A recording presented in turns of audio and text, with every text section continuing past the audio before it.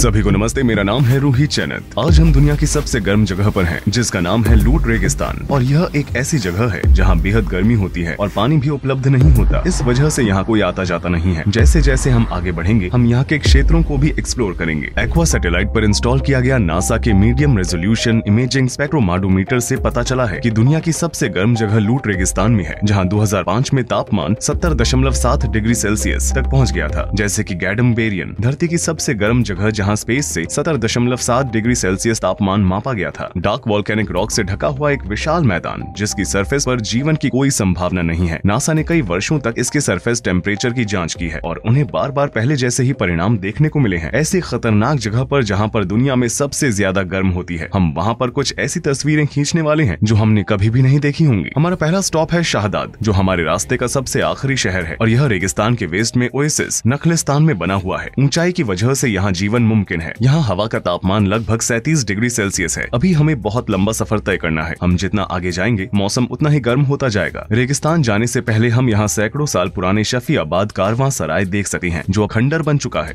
In desert, while the weather is so hot, we find some water and put our scarf or shamak in the water. National air condition. And put it on our head to reduce the temperature. So we need to record the track of going to the desert. There is a backup company which is following our GPS and our track, and if something happened to us, they immediately come to us. लूट रेगिस्तान दुनिया के सबसे dry region में से एक है। यहाँ पर हर साल 30 मिलीमीटर से भी कम बारिश होती है और पहाड़ों से बहता हुआ बारिश का ये पानी बस थोड़े समय के लिए ही यहाँ रहता है और बहुत ही जल्दी भाप बन जाता है। यहाँ कई सारे सॉल्टी लेक्स, नमकीन झीलें हैं, जो यहाँ की तेज गर्मी की वजह से सूख जाते हैं। दुर्भाग्यवश कुछ मौसमी पक्षी जब वे यहाँ से गुजरते हैं तो उन्हें बिल्कुल भी छाया नहीं मिलती है और वे एक गलती कर बैठते हैं। वे इन सॉल्ट लेक्स में आते हैं और पानी पीते हैं और अपनी जान गंवा बैठते हैं। इससे पता चलता है कि कुदरत किसी पर भी दया नहीं दिखाती है। मुझे नहीं पता कि किस तरह का पक्षी है, इसे पहचाना नहीं जा सकता है। चलो आगे बढ़ें। रेगिस्तान में अच्छे से आगे बढ़ने के लिए हमने अपनी कारों के टायर का प्रेशर कम कर दिया है। अभी उबड़ खाबड़ वाले रास्तों में फटने नहीं चाहिए। हमने बस अभी अभी सड़क पर आगे बढ़ना शुरू किया है। आइए यहाँ की मिट्टी का तापमान देखें, 63.7 डिग्री सेल्सियस। मैं नहीं जानता कि अगले 100 किलोमीटर में मेरी क्या हालत होगी। आप देख सकते हैं कि छाया भी 45 डिग्री सेल्सियस है और अभी तो दिन की शुरुआत ही हुई है। I keep the phone cooler like this, with this ice like this. If it is got hot, it doesn't work. 2 घंटों तक रेगिस्तान में घूमते घूमते हम आखिरकार इसके बीचों बीच पहुंच ही गए। लूट रेगिस्तान में इस जगह की ऊंचाई सबसे कम है और यह दूसरी सबसे गर्म जगह है। इस पॉइंट के बाद अगर हम 2 मिनट से ज्यादा समय तक बाहर रहने वाले हैं, तो हमारे हाथों सहित हमारा पूरा शरीर ढका हुआ होना चाहिए। लगभग 12 बजे गाड़ी से उतरते समय हमने सबसे पहले जमीन के तापमान को मापा। हमारे इंफ्रारेड थर्मामीटर ने 66.9 degree Celsius, 66.3 degree Celsius, 68.2 degree Celsius reading दिखाई। लेजर थर्मामीटर से 2 मिनट तक मापने के बाद ही उच्च तापमान की वजह से डिवाइस ने ठीक से काम करना बंद कर दिया। दूसरी ओर हमारे इमर्जन थर्मामीटर ने 69.6 डिग्री सेल्सियस रीडिंग दिखाई। हमारे गाइड को डर था कि कहीं हम रेत के बीचों बीच फंस ना जाए, इसलिए वो जल्दी से गाड़ी से निकलकर हमारे पास आया। I'm gonna pass these dunes and then I pick you up there because the car should be lighter. जैसे जैसे हम रेगिस्तान के बीचों बीच जा रहे हैं, हमारी हालत खराब होती जा रही है। वहाँ कालूटस हैं, जो हमने पहले कहीं भी नहीं देखे हैं। We need to be very careful near the sand dunes because we got stuck immediately. Be very careful and drive very good. यहाँ सांस लेना और निकलना बहुत मुश्किल है। मेरा पूरा मुंह सूख चुका है। थर्मामीटर की रेड लाइट एक तरफ अटक चुकी है। ये बिल्कुल भी हिल नहीं रही है, इसलिए हम अभी माप नहीं सकते हैं। ये दिखा रहा है कि यहाँ का तापमान 50 डिग्री से भी अधिक है। हमारे पास एक लेजर थर्मामीटर भी है, लेकिन अब ये काम नहीं कर रहा है। ये एक इमर्जन थर्मामीटर है। यहाँ का तापमान 52 डिग्री सेल्सियस है। हमारे गाइड के मुताबिक हमें और भी आगे जाना है, लेकिन हम यहाँ पर ठीक से सांस भी नहीं ले पा रहे हैं। खिड़की खोलने पर हवा हमारे चेहरे पर ऐसे आ रही है जैसे कोई हॉट ड्रायर हो। यहाँ की धरती जलते हुए तवे की तरह है। यहाँ का माहौल एक ओवन की तरह है। हमने इसे खोला ताकि हमें थोड़ी ठंडक मिल सके, लेकिन ऐसे हमें और भी तकलीफ हो रही है। ऐसा लगता है कि जैसे गर्म हवा हमारा गला घोट रही है। हवा का तापमान और धरती का तापमान दोनों अलग अलग चीजें हैं। जबकि धरती का तापमान सूरज को सोखने वाली रेत के वैल्यूज के बारे में बताता है। हवा का तापमान रेत से कम 1.5 मीटर के ऊपर हवा की वैल्यूज के बारे में बताता है। आमतौर पर धरती का तापमान हवा के तापमान से अधिक होता है।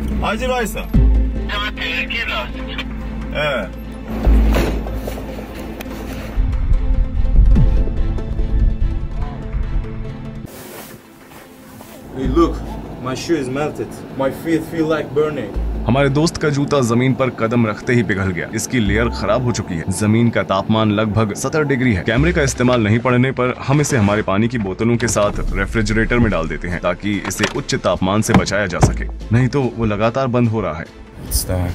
हमारे फोन भी बीच बीच में बंद हो रहे हैं। My phone doesn't work. भले ही मैं अपने साथ 2 लीटर का वाटर बैग लेकर चलता हूँ और उसे बार बार भरता रहता हूँ, लेकिन फिर भी मेरी प्यास नहीं बुझ रही है। अभी दोपहर के 2:15 बजे हैं और हम इस अनंत रेगिस्तान की ओर बढ़ रहे हैं। देखते हैं कि हम कितना आगे जा पाते हैं। रेगिस्तान के नजदीक वेस्ट में कम ऊंचाई वाली जगह है जिसकी ऊंचाई 150 मीटर तक है और ये तेज हवाओं के संपर्क में आती है। हवा के कटाव से कलुत स्ट्रक्चर्स बनते हैं जो 150 मीटर तक ऊंचे होते हैं और कई किलोमीटर की दूरी से देखे जा सकते हैं। ये क्षेत्र 75 मीटर ऊंचे समानांतर टीले और अन्य जियो क्लाइमेटिक स्ट्रक्चर्स के साथ यार्डक भी मौजूद है। हालांकि यहाँ हवा तेज है, रेत से जलन पैदा हो रही है। मुझे ऐसे खड़े रहने में भी बहुत दिक्कत हो रही है क्योंकि धरती पर मौजूद रेत मेरे पैरों को जला रही है। हाई हील वाले स्नीकर्स पहनने के बाद भी मुझे मेरे पैरों में गर्मी महसूस हो रही है। मेटीरोलॉजी स्टेशन द्वारा छाया वाले क्षेत्रों में तापमान को मापा जाता है। यहाँ कोई मौसम केंद्र नहीं है। हम इसे अपने तरीके से मापेंगे। इसके लिए हम छाया भी बनाएंगे। कलुटस के पास छाया में जहाँ तेज हवाएं चल रही है, हमें 52 डिग्री का तापमान नहीं दिखा जो हमने 1 घंटे पहले सूरज के नीचे देखा था।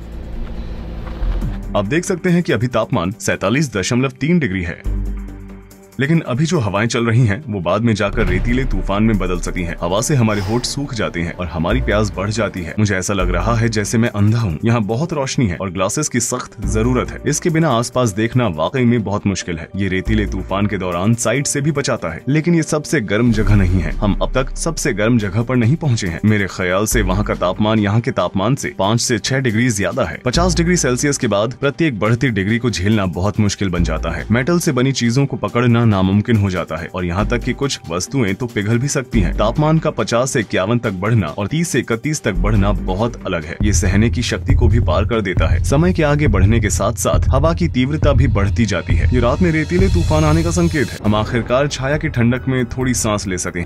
शुक्रिया। हम सभी छाव में आराम कर रहे हैं और इस वक्त दोपहर के लगभग 3:30 बज रहे हैं। हम सब बहुत थक चुके हैं। ऐसा लग रहा है जैसे सूरज ने हमारी पूरी शक्ति ही खींच ली हो। हम एक लोकल ईरानी डिश खा रहे हैं जिसे हुरमा सेब्जी भी कहा जाता है। मैं उस जमीन पर कदम रख रहा हूँ जिस पर शायद ही मानव जाति ने कभी कदम रखा होगा। ये एक बहुत ही जबरदस्त एहसास है। लोग अक्सर रेगिस्तान की इन गहराइयों में नहीं जाते हैं। यहाँ शायद बहुत कम लोग आते हैं। हम कलुत के पास ही खड़े हैं। हमें यहाँ दीवारें दिखाई दे रही हैं। देखो ये कैसे बना हुआ है। ये बहुत ही सख्त और बहुत बड़ा है। अब हमें वापस अपने कैंप साइट पर जाना है। हमारा सारा पानी खत्म हो चुका है। हमारे पैरों के निशान लगभग गायब हो गए हैं। ये सब कुछ एक जैसा ही दिखाई देता है। हमें वो जगहें याद ही नहीं है जहाँ से गुजरे थे। हम लगभग 3 घंटे से पैदल चल रहे हैं। सूरज थोड़ा अस्त हो चुका है। तापमान भी धीरे धीरे कम हो रहा है। मेरे ख्याल से अब तापमान 45 डिग्री है। रेगिस्तान एक ऐसी सड़क है जो कभी भी खत्म नहीं होती है। जहाँ पर भी आपकी नजर जाएगी वहाँ आपको रेत से ढकी हुई हजारों सड़कें दिखाई देंगी, लेकिन जो दिशा नहीं जानते उनके लिए एक ही नियति होती है। कुछ पक्षी रेगिस्तान में प्रवेश तो करते हैं, लेकिन यहाँ की तेज गर्मी को सहन नहीं कर पाते और यहीं फंस जाते हैं और आकाश से नीचे गिरकर वे इकोलॉजिकल बैलेंस बनाते हैं जिसमें ग्रासहॉपर्स और रेगिस्तानी लोमड़ियां शामिल हैं। आखिरकार हम वापस लौट आए और रात के रेतीले तूफान से बचने के लिए हम उत्तर की ओर कैंप लगाने की जगह ढूंढने निकल पड़े।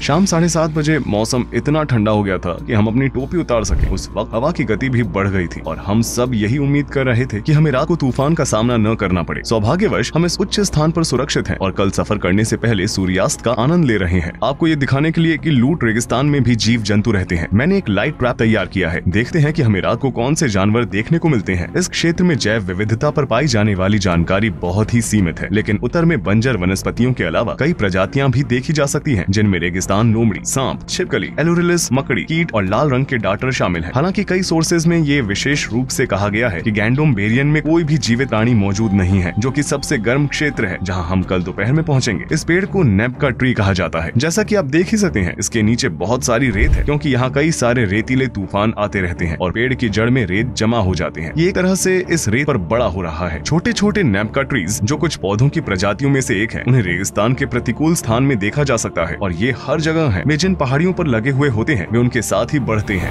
We're gonna go here, volcanic mountain, volcanic area, and here is Gandom area.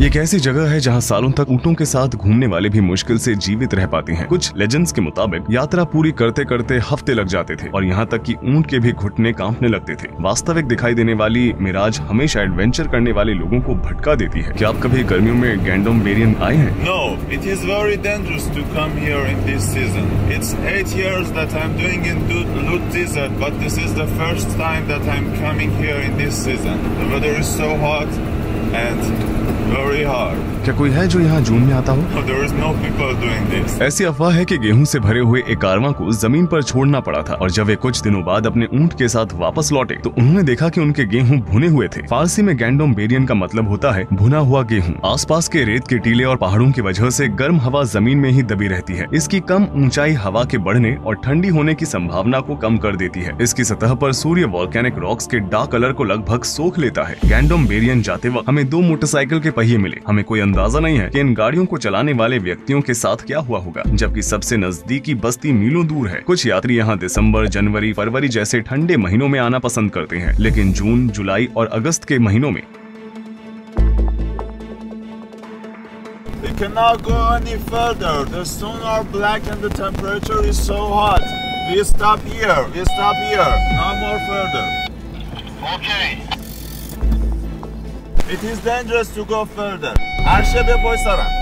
मुझे यहाँ शूट करने के लिए बस 2 घंटे चाहिए क्योंकि मुझे पत्थरों की जांच करनी है। हम यहाँ कब तक रुके रहेंगे? Actually, to be honest, it is better to go to leave here as soon as possible. But if you want to do anything, it is not my responsibility. Just go. We go back there and we wait there for you. You go and do whatever you want and go back as soon as possible. It is dangerous to stay here more. आप अब पीछे जाएंगे? Yeah, we go back. It is very dangerous for the car to keep the car here. As you see, the stones are black and very heat, and it may flat the tires or also damage the engine. So we go back there, wait for you. बस 200 metre ना? Maybe a little bit more, yeah. The temperature is so hot, and so I am trying to cool the radiator. We are here, exactly here, like 300 or 400 meters to Gandom Herian. We are not allowed to go further with car. You can do this by walking, and this big hill is Gandom Beria. You need to be careful. Take water with yourself and cover yourself completely because the weather is so dry. Even if your skin will be burned and you will be heated and your body will be dehydrated and you will die. Okay, just be careful and take lots of water with yourself. Take one radio. Just in emergency cases, we need to be with each other in touch. Be careful. Your shoes should be tight, and the heat maybe burn your shoes as well. Okay, check this area. Just please go back as soon as possible. As soon as did your job, go back. Okay, and always should be in touch with radio. Yeah, just sure. One group. Yes, take the radio with yourself and be careful. Okay, to be without any, I don't know if it is not reality. It is the reality. It is dangerous. The reality is dangerous. Go and go back soon, and the time is the maximum temperature. It's 12 until when you go back. 1 घंटे बाद? So 1 is the hottest time. तो शायद 2 घंटे बाद। शुक्रिया। Bye. अलविदा। इसके बाद मेरे शरीर का कोई भी हिस्सा अब और एक्सपोज नहीं होना चाहिए। इस बीच अपने शुरुआती एनालिसिस के बाद से नासा ने हाल ही में अपने सैटेलाइट सॉफ्टवेयर का एक नया वर्जन जारी किया है, जिससे ये अनुमान लगाया जा रहा है कि लूट रेगिस्तान में जमीन का तापमान अब पहले से भी ज्यादा हो सकता है। जैसा कि एक academic journal bulletin of the American meteorological society के रिसर्चर्स ने मई 2021 में अपने पब्लिकेशन में बताया था कि ऐसा माना जाता है कि लूट रेगिस्तान का तापमान वास्तव में 80.8 डिग्री सेल्सियस तक पहुँच सकता है। हमने मांस को कार के कंसोल पर छोड़ दिया और आगे चल पड़े। हमारे पास समय और संसाधन दोनों सीमित हैं, इसलिए हमें तेजी और समझदारी से आगे बढ़ना होगा। दोस्तों, क्या तुम मुझे सुन सकते हो? Yes, bro. मैं हर 10 मिनट में तुम्हें रिपोर्ट करता रहूंगा। Every 10 minutes, okay. यहाँ कहीं पर भी छाया नहीं है। हर जगह बड़े और छोटे पत्थरों और बेसाल्टिक रॉक से घिरी हुई है। ये पत्थर इतने गर्म होते हैं कि कोई भी व्यक्ति इन्हें अपने हाथ में नहीं पकड़ सकता है। ये जगह बहुत ही अजीब है। इस जगह का एक बहुत बड़ा हिस्सा पृथ्वी से ज्यादा मंगल की सरफेस जैसा लग रहा था। हमें ऐसा लग रहा था मानो जैसे हम किसी दूसरे ग्रह पर आ गए हों। अब हम इस धरती की सबसे गर्म जगह पर खड़े हैं। मुझे विश्वास नहीं हो रहा है। मैं नहीं जानता कि हम यहाँ कितने समय तक जिंदा रह सकते हैं। यहाँ हर जगह बहुत गर्मी है। मुझे अपने पैरों में गर्मी महसूस हो रही है। ऐसी कोई जगह नहीं है जहाँ मैं अपना पैर रखूं और वो जगह काली हो और काली सतह पूरी तरह से जल रही है। आप आगे की ओर पहाड़ों को देख सकते हैं। इसके आगे और भी पहाड़ हैं। देखो वो वाली जगह ऐसी लग रही है जैसे वहाँ आग जल रही हो। हालांकि मैं नहीं जानता कि आप गर्मी को बढ़ते हुए देख पा रहे हैं या नहीं, क्योंकि ये जगह पहाड़ों से घिरी हुई है और पहाड़ गर्म हवा को फंसा देते हैं, इसलिए गर्म हवा बिल्कुल भी बाहर नहीं जा पाती। इसलिए यहाँ बहुत गर्मी होती है। चट्टानों का रंग और बेसॉल्ट स्ट्रक्चर प्राकृतिक रूप से सूर्य की किरणों को अधिक सोखते हैं। ये जगह नर्क से कम नहीं है। चलो थोड़ा आगे चलकर तापमान चेक करते हैं। सूखी सतह का उच्च तापमान किसी भी व्यक्ति की पूरी सहन शक्ति और ताकत को खींच लेता है। यहाँ तक कि कैक्टस जैसे पौधे भी यहाँ नहीं उगते हैं। ऐसा कई सोर्सेज में बताया गया है कि इस जगह पर कोई भी जीवित प्राणी नहीं रह सका है। ऐसा माना जाता है कि इन बेसॉल्ट रेमिनेंट्स का निर्माण लगभग 2 मिलियन साल पहले हुई मैग्नेटिक एक्टिविटी की वजह से हुआ था और लावा में गैस निकलने के परिणाम स्वरूप पत्थरों में छेद बन गए थे। हम अनऑफिशियली धरती पर आज तक मापे गए सबसे हाईएस्ट तापमान में से एक को मापने जा रहे हैं। यहाँ गलती से भी किसी व्यक्ति को अकेला छोड़ देने का मतलब उसकी मौत है। अगर अभी हमारे दोस्त चले जाते हैं तो हम कभी भी यहाँ से निकल नहीं पाएंगे। हम इस वक्त एक ऐसी जगह पर हैं जहाँ कोई भी व्यक्ति सरवाइव नहीं कर सका है। इंटरनेट पर ऐसे कई आर्टिकल हैं जिनका कहना है कि गैंडोम बेरियन में कोई जीवित प्राणी नहीं रहता है। हम इस वक्त धरती की सबसे गर्म जगह पर खड़े हैं, वो भी सबसे गर्म मौसम में और दिन के सबसे गर्म समय में। मुझे बड़ी समझदारी से अपने पानी का इस्तेमाल करना होगा। अब मैं जमीन से लगभग 1 मीटर की ऊंचाई पर तापमान चेक करूंगा और ऐसा मुझे छाया में करना होगा। इसलिए हम अपने साथ एक छाता रखते हैं। ये हमारे लिए नहीं है। यहाँ हवा चल रही है, इसका मतलब ये नहीं कि यहाँ ठंड है, क्योंकि यहाँ हवा आग की तरह महसूस होती है। इसलिए मैं अपने पूरे शरीर में गर्मी महसूस कर सकता हूँ। हम जिस भी मेटल को छू रहे हैं वो बिल्कुल आग की तरह महसूस हो रहा है। इसलिए ये छाता ब्लैक कलर का नहीं है। मैं चाहता हूँ कि ये मेजरमेंट निष्पक्ष हो। सच में मेरे पैर बहुत जल रहे हैं। अब आप एक जगह खड़े होकर इंतजार करते हैं तो गर्मी और भी ज्यादा बढ़ जाती है। सबसे पहले आइए जमीन के तापमान को चेक करें। मेरे पैर अभी भी जल रहे हैं। ये ठीक से काम नहीं कर रहा है। ये तापमान को माप तो सकता है लेकिन गर्मी में नहीं। हम थर्मामीटर को ठंडे पानी के पास में रखेंगे, इसे थोड़ी देर ठंडा होने देंगे और फिर दोबारा से कोशिश करेंगे। सही मेजरमेंट लेने के लिए मैंने इसे लगभग 1 मिनट के लिए छाया में रखा। मेरी हालत ऐसी है कि मैं कुछ भी बोल नहीं पा रहा हूँ।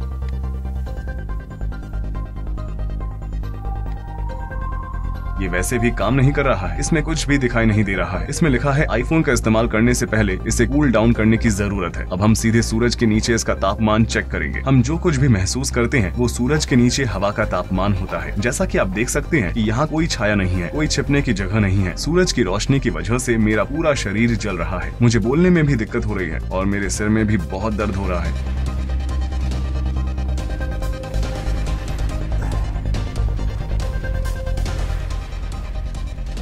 ये हवा का तापमान 54 डिग्री सेल्सियस के आसपास दिखा रहा है।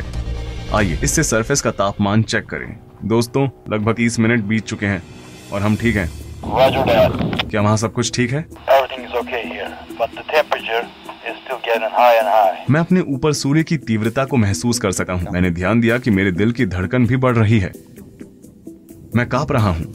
यहाँ पर लगभग 1 घंटा बिताने के बाद ही हमारे शरीर कांपने लगे। मैं बात नहीं कर सकता। मैं बहुत थक गया हूँ। मेरे में अब और ताकत नहीं है। मुझे बहुत बार ब्रेक लेनी होगी। Water break. कैमरा इतना गर्म हो गया कि मैं बिना ग्लव्स के इसे 3 सेकंड भी पकड़ नहीं सकता। कोई भी चीज जो मेटल की नहीं वो भी अभी आग की तरह गर्म होने लगी है। क्या तुमने अपने ग्लव्स उतार दिए हैं? My hands shaking, but the place where I touched camera are red and hurting. बिना चश्मे के इतनी चमक है। मैं इस तरह कभी वॉक नहीं कर सकता। मैं अब कुछ अलग आजमाने जा रहा हूँ। एरर दिखा रहा है। लगता है ये फिर से खराब हो गया है। मुझे दोबारा से अपने ग्लव्स पहनने होंगे।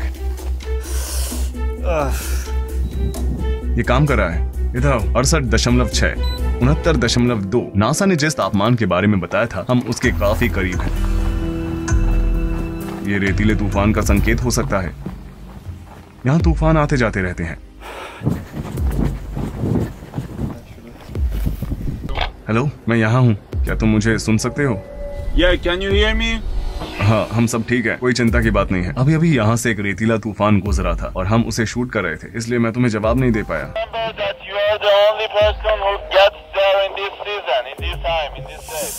आइए इसके तापमान पर एक नजर डालें।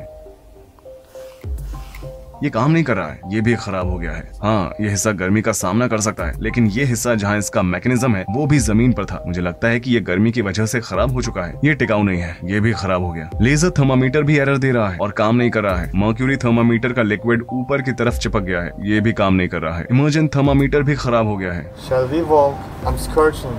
Haven't your feet got burned? हाँ, वे जल रहे थे। ये देखते हुए कि चाय या कॉफी को लगभग 70 डिग्री सेल्सियस पर परोसा जाता है, तो यह अनुमान लगाना मुश्किल नहीं है कि बिना जूतों के जमीन पर कदम रखने का क्या नतीजा होगा। 23 जून को सरफेस का तापमान 69.2 डिग्री सेल्सियस था। छाया में हवा का तापमान 48.5 डिग्री सेल्सियस था और सूर्य के नीचे 54.1 डिग्री सेल्सियस था। नासा ने स्पेस से धरती से निकलने वाली गर्मी को स्कैन करके और इंफ्रारेड का निर्धारण करके सरफेस तापमान को 70.7 डिग्री सेल्सियस बताया था। इससे लूट रेगिस्तान ने एक रिकॉर्ड कायम कर लिया था। ये मेजरमेंट एक स्क्वायर किलोमीटर तक के क्षेत्र तक हो सकते हैं। वे इन क्षेत्रों में एवरेज तापमान वैल्यूज को माप लेते हैं। उनका रेजोल्यूशन परफेक्ट नहीं होता है। किसी अथॉरिटी को सही समय पर यहाँ आना चाहिए, मेटियोरोलॉजिकल स्टेशन स्थापित करना चाहिए, तापमान की माप लेनी चाहिए और 1913 में डेथ वैली में स्थापित 56.7 डिग्री सेल्सियस के एयर तापमान रिकॉर्ड को अपडेट करना चाहिए, क्योंकि दुनिया भर में तापमान धीरे धीरे बढ़ रहा है। इसका मतलब ये है कि ये रिकॉर्ड अब एक्सपायर हो गया है। अगर आपको याद हो तो मैंने अपना फोन जमीन पर ही छोड़ दिया था। जब मैंने इसे जमीन से उठाया तो मैंने देखा कि उसके किनारों पर लगा हुआ प्लास्टिक जल चुका है, लेकिन नीचे की तरफ ज्यादा निशान नहीं है। जब मैंने इसे जमीन पर रखा तो नीचे की तरफ से ये थोड़ा ऊपर रह गया और इसके किनारों से पत्थर को छुआ। वो साइड भी जल गई। देखो,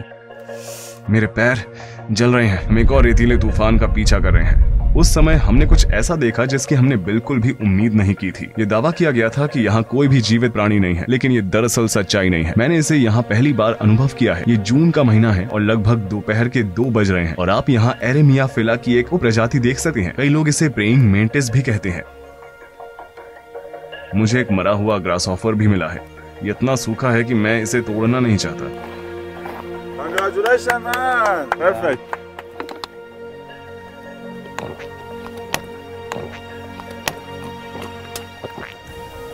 Rui, you look aged.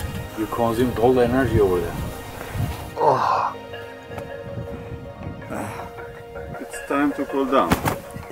So I'm checking his body temperature, 37.7,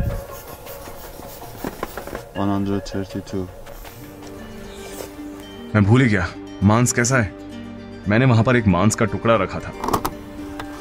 सामने वाला हिस्सा पका हुआ है, पिछला हिस्सा भी सही लग रहा है। ये बहुत गर्म है, ऐसा लग रहा है जैसे कि मैंने इसे सीधे तवे से निकाला हो। बीच वाला हिस्सा थोड़ा और पका हुआ होना चाहिए। 2 घंटे में ये इतना पक चुका है। क्या ये देखकर तुम्हें हैरानी हुई? Yes, I'm surprised. तो इसका मतलब है कि हम तब एक मिथ तोड़ रहे हैं। जानवर वास्तव में गैंडोम्बेरियन में रहते हैं। यहाँ पर आने से हमें पता चला कि इंटरनेट पर जो कार के गर्मियों में पिघलने के वीडियो थे वो सब फिक्शनल थे। यहाँ तक कि इस जगह पर भी कार के पार्ट्स एक दिन में नहीं पिघल सकते, शायद 1 हफ्ते में, लेकिन 1 दिन में नहीं। क्या हुआ? तुम्हारी नाक से खून क्यों बह रहा है? Because of the heat, bro. So the first minute, because the wheel is so hot, as you see, my hand is burned. I brought some gloves here to touch the steering wheel for first 5 minutes. We will go out of here as soon as possible. अपनी अनोखी topography के दम पर इस जगह को साल 2016 में यूनेस्को वर्ल्ड हेरिटेज लिस्ट में शामिल किया गया था। हम बहुत मुश्किल से बनाए गए डॉक्यूमेंट्री एपिसोड के अंत में आ चुके हैं। हमने सरफेस तापमान के 70 डिग्री सेल्सियस से भी ज्यादा होने पर अपना बेस्ट दिया है। मैं अहमद सीनेट को भी धन्यवाद देना चाहता हूँ। ट्रिप के दौरान हर समय उन्होंने मेरा साथ दिया।